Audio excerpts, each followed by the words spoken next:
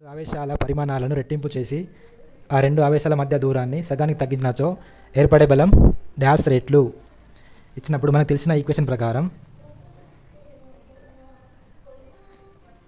F directly proposal to Q1 Q2 F అనేది inversely proposal to D square.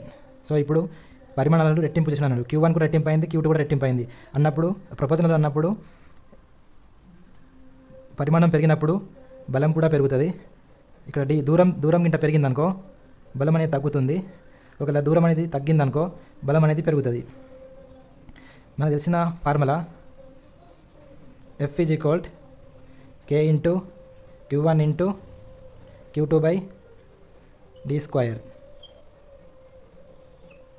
Newtons. అంటే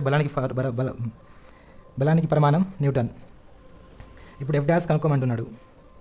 F dash is equal K అలానే ఉంటుంది. పరిమాణం రెట్టింపు చేసిండు అంటే 2Q1 into 2Q2 by D అనేది సగమైంది D by 2 whole square is equal K అలానే ఉంటుంది.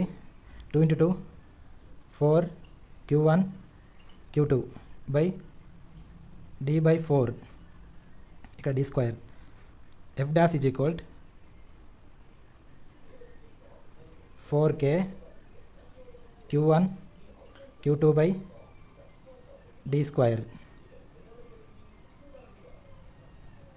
బై 4. ఈ 4 కాస్త పైకి వెళ్ళిపోతే F dash is equal 16K Q1 Q2 by D square. ఇది మొత్తం F డాష్ వాల్యూ 16.